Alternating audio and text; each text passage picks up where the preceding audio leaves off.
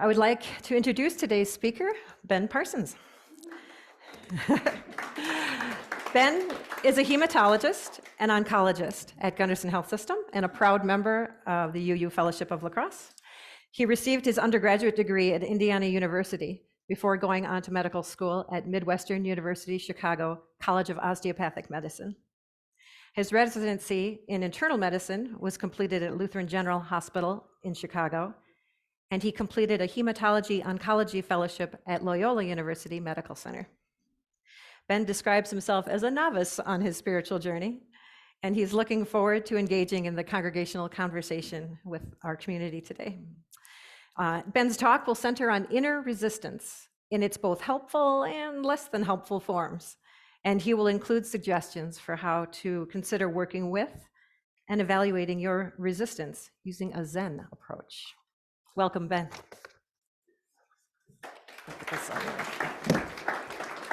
Sorry.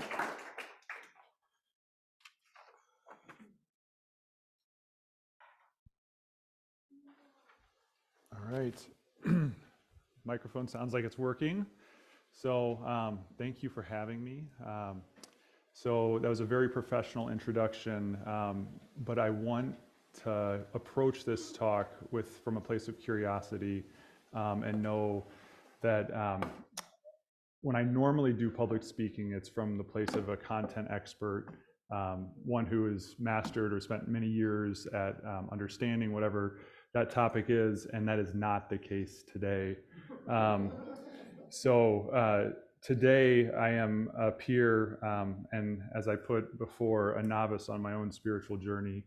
And I'd like to take the topic today from our Soul Matters monthly topic of resistance and talk to you about how I became curious about this topic, how I kind of tried to present some information that maybe we all can ask ourselves some questions and then maybe grow from them. And I'd really like this to be a dialogue, not a talk down to kind of convey information, but hopefully an engaging discussion. And as Reverend Bruce put it, further our own congregational conversation about how we can live our best lives. So with that, our monthly theme was resistance. And when I started to put this talk together, I found two main sources that I adapted to help create this sermon. The first was a sermon from UU Reverend Sue Browning, and the other was an article by a Buddhist practitioner named Leo Babauta. And he had some suggestions about how to work with inner resistance. And then I've added in kind of some other kind of pointed kind of questions to kind of help us hopefully stimulate our thought process. So when I first started thinking about the idea of resistance, I jumped to the protest style of resistance, speaking truth to power. The idea, images of resistance kind of popped into my head with riots and really kind of like really fighting against the man. That resistance didn't quite speak to me the same way I wanted to kind of present this talk today. So I thought more about how I wanted to think about this, and I started to look inward, and I started to ask myself how resistance felt. And so now I would like to ask you, what do you resist? How does it feel when you feel that inner resistance? And have you ever set a goal for yourself only to find yourself to keep procrastinating or making excuses? And I'll tell you, I'm a king of procrastination. So I was still working on this talk this morning as I was preparing. So do you ever feel like there's something inside you holding you back? Have you ever resisted something that was difficult? And have you ever felt passionate about that topic? Have you ever actually persevered through adversity despite that resistance? So what is inner resistance? Let's start with just a definition of the word resistance. So one definition I found was a refusal to accept or comply with something, the attempt to prevent something by action or argument. But what's our inner resistance? And maybe does anybody want to add a different definition to the word resistance before we move on? Any volunteers? Raise our hand. Okay. So I think we all feel that whatever that inertia is, that difficulty, that kind of idea of pushing against something. It all feels sometimes violent or kind of like almost like it's a thing that we need to be working against. So what if our inner resistance was occurring when our conscious desires were in conflict with our unconscious fears or beliefs? What if that conflict resulted in self-sabotaging thoughts or behaviors that prevented us from taking our actions or steps towards our goals? And does that ever take a form such as procrastination or self-doubt or a fear of failure or even self-criticism or negative self-talk? Or could our resistance be part of a valid warning system that's actually helping us to guide us and helping us avoid something that could actually harm us? And could it be both? So what are some things that we tend to resist? So sugar snack foods, sweets, resisting temptation. What are some other things that we resist? How about advice? What about unsolicited advice? What about unsolicited, really personal advice? Our antenna go up, our alert systems trigger, but then maybe, just maybe, we start to consider what's being said. How about resisting change? We've heard a lot during this presentation about resisting change. That Amanda Gorman story, oh my gosh, that was amazing. Often we look at inner resistance as this internal struggle, as an opposition, even an obstruction. But is that really necessary? Is there a better way to potentially approach that feeling? What does it mean when we have that gut reaction to a new idea? What do we feel? Where do we feel it? Oftentimes we initially oppose change. Is it a challenge to our sense of self? Do we favor the known? What does it mean when we have that gut reaction? Everyone wants things to be better, but nobody wants to change. So have we ever resisted having a difficult conversation with a friend, with a professional colleague, with a family member? What were the consequences of delaying those important conversations? So I want to tap for a second. Is there anybody that wants to volunteer a moment where maybe they felt that inner resistance and they stopped or they didn't do something that they wish they had? I'll tell you, in my marriage, I definitely had those moments. Professionally, I've had those moments as a leader in my department, and then watching as that same issue comes up again or again. I want to look at both the helpful and maybe not so helpful forms of our inner resistance and how that can manifest, and then ways that we can work with that inner resistance. We're going to explore the fine line between being stubborn and having a sense of deep conviction that keeps us determined towards a meaningful goal. The line between avoidance of something that is good versus notifying ourselves of something that is healthy to avoid. So what is something that we've resisted, and what does that resistance feel like? When are we resisting that thing?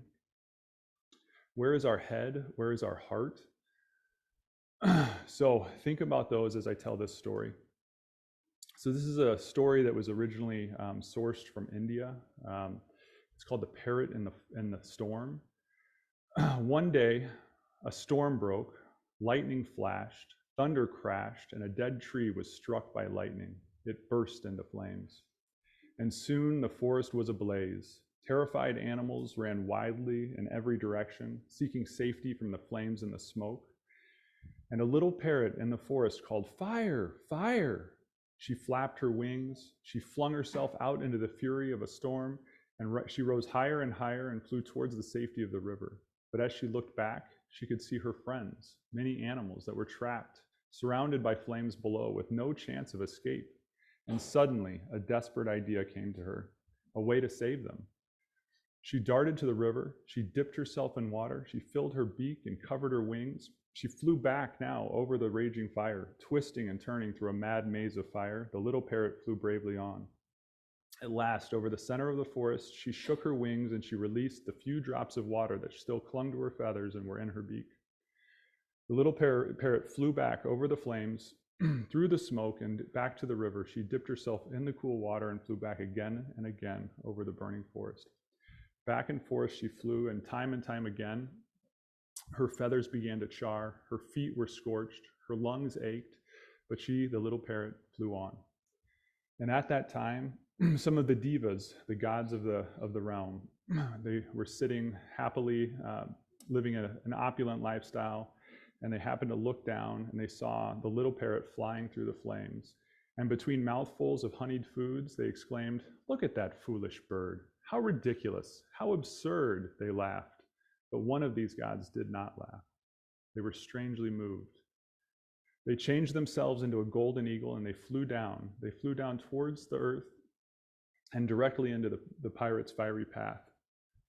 The little parrot was just nearing the flames again when the great eagle appeared by her side. "Go back, little bird," said the eagle in a solemn and majestic voice. "Your task is hopeless. Cease now and save yourself before it's too late." But the little parrot only continued to fly on through the smoke and the flames. She could hear the great eagle flying above her as the heat grew fiercer and fiercer, calling out, "Stop, foolish little parrot, save yourself, save yourself." "Advice? I don't need advice. I just need someone to help."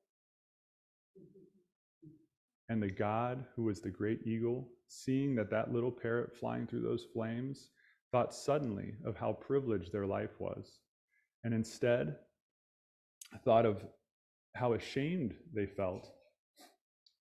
They shouldn't just be sitting here watching as these animals cried out in pain.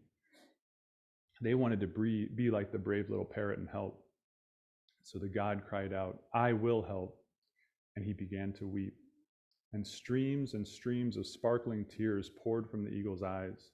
Wave upon wave of tears washed down like the cooling rain upon the fire, upon the forest, upon the animals, upon the little parrot herself. And where those tears fell, the flames died down and the smoke began to clear. Persistent and determined, the parrot perseveres despite a seemingly insurmountable task. So we often express amazement and pride in this type of perseverance or determination, maybe a sense of stubbornness used for good. Does anybody have a story that they'd like to share about a time that they persevered or showed determination? Bond with her on a regular basis. Thank you. So, we talked a little bit about it, determination and perseverance. I want to flip a little bit and talk about those times when inner resistance isn't serving us and how we can work with it. Could it require a combination of self-awareness, self-compassion, and action? Potentially by becoming aware of those self-sabotaging thoughts or behaviors, can we begin to challenge them? Can we reframe them? Can we also practice self-compassion and acknowledge that we are not perfect and that setbacks are part of the natural journey that we are on? And finally, can we take actions, even very small steps, that can then subsequently build momentum to help us work with our inner resistance? And what happens if we choose not to work with our inner resistance? Has anyone ever experienced a negative event, an effect on our well-being, an effect on our relationship, an effect on the fulfillment of our life by not addressing that feeling? I've certainly experienced feelings of regret, frustration, after avoiding important conversations. Probably one that I can share without disclosing names is one in a professional leadership position. I hired an individual to join our group, and there were some early behaviors that I saw that I could have potentially addressed very early on, and I opted to try to see if they would get better.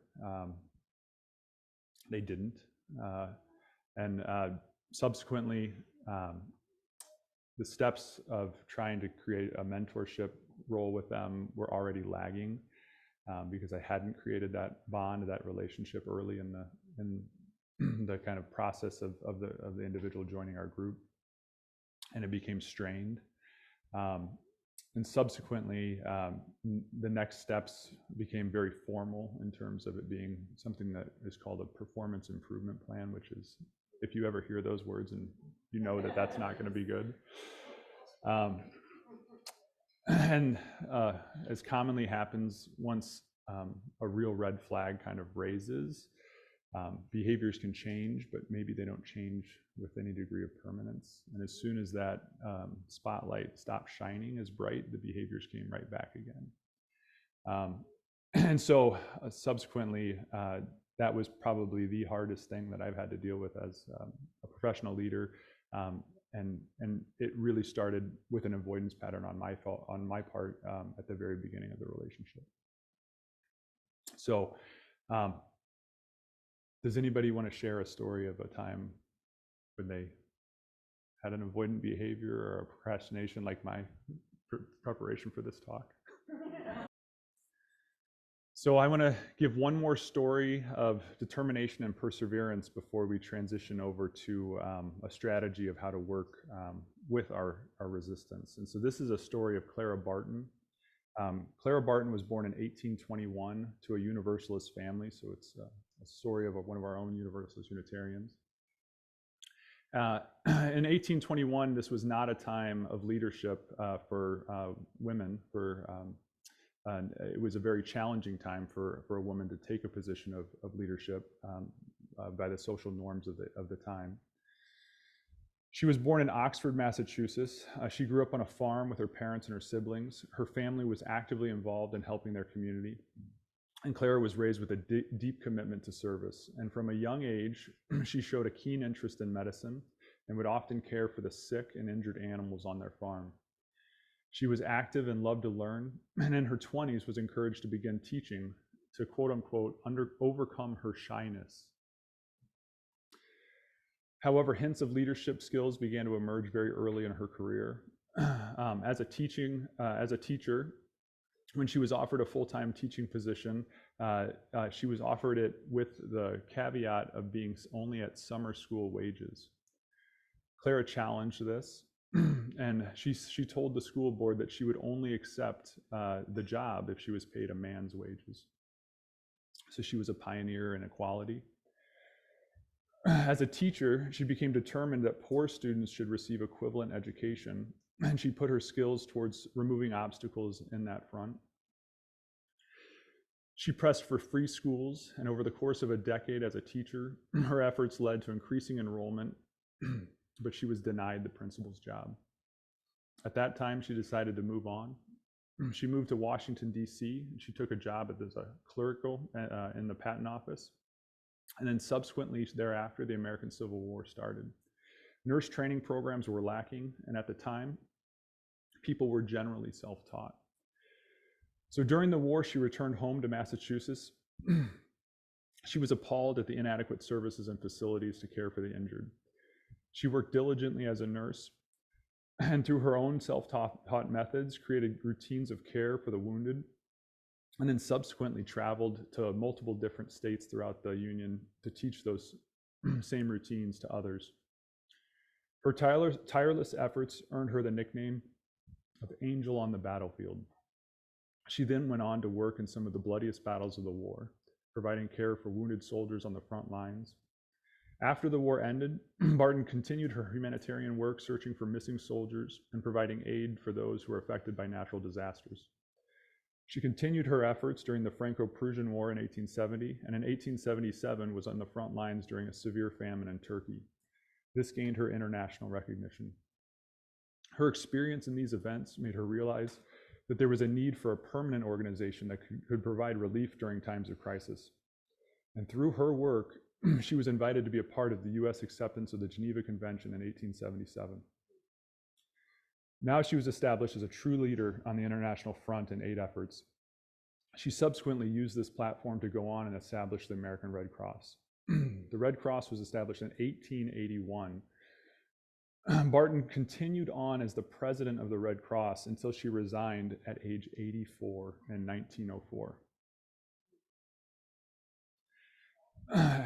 She spent her life traveling, lecturing, advocating for women's suffrage, and promoting peace. She passed away in 1912 at the age of 91. Driven by need and not always a team player, though, she did at times lose colleagues as she strived for the greater good. Her path of perseverance was rocky. Clara Barton was relentlessly determined, though, and she followed her head and her heart, breaking down barriers along the way. She was continuously finding a path where her passion and energy could be of the most use. Clara Barton's legacy is one of selflessness, compassion, and service. Her tireless efforts had inspired generations of volunteers to come. And the American Red Cross continues to provide aid during times of crisis. Her vision of a world where everyone has access to help and relief during times of need lives on today. And her work will always be remembered as an example of how one's perseverance, dedication, and commitment can make a difference in the world. Okay, so I think we're all inspired to be determined and persevere. But let's flip back and let's talk about the other side of inner resistance, that not so helpful side. So there's many techniques that exist. Can we set achievable goals? Can we break tasks into smaller steps? How about practicing self-compassion? How about seeking support from others? How about challenging our own internal negative self-talk if it arises? But what I'd like to focus on is the framing of that resistance. I'd like to change it from being a battle against our resistance, something to conquer, something to destroy, something to defeat, something to vanquish, any of these violent terms. Rather, I'd like to start working with our resistance, like a teammate. That key distinction is a shift in the way that most of us relate to our inner resistance. We usually think of it as something that's bad, something that we need to avoid or get rid of. But what if we can create an ally? So the first step in creating this mindset that I'd like us to try, this is just practice, is to first be open instead of tensed or stressful. So I want us to think about a moment when we had inner resistance and just try to notice that moment. What was I feeling? Can I actually really see that absolute instance when I was turning away? Now I want us to try to become curious. Once you're aware of your resistance, let's pause for a moment and bring curiosity to it. What does it feel like? What are the sensations that are present? Where is it located? Is it unbearable? Is it too intense? Is it easy even? What can I learn about my resistance? So now I've noticed my resistance. I've become curious about my resistance. Can I allow my resistance to just exist? Can it just be there with me? What if I don't need to change it? What if it doesn't need to be fixed? Can I just allow it to be there? Can I even relax in the presence of my resistance? Now, we're going to try to create that shift. What if my resistance is an ally? What if it's teaching me something? What if it's a friend that's along for the ride? What can it show me? What's it teaching me about myself? What if the resistance is a sign that I'm doing something meaningful? What if that sign is it encouraging me to move actually towards my task? What if the resistance can help me along my journey? And finally, now that we have our ally in place, can we take that first step on our journey? Can we actually start doing the task? If we don't complete the task, it's okay. We at least took a step towards it. Can we do it with our resistance present with us? So let's imagine practicing this, going home and repeatedly trying to do this. Can we become a master of working with our resistance? So I ask all of you, if it's something that feels good, you can try this. It may not help. Don't blame me if it doesn't. But maybe we leave today with some practical tools, maybe some insights, some curiosity about exploring our own inner resistance. And maybe they can help us recognize ways to work with it. And may we encourage each other to live a more fulfilling life. So like Clara Barton, like our friend the parrot, maybe if we stay persevered or determined, maybe just the tears of an eagle will come down. So, thank you. Thank you, Ben.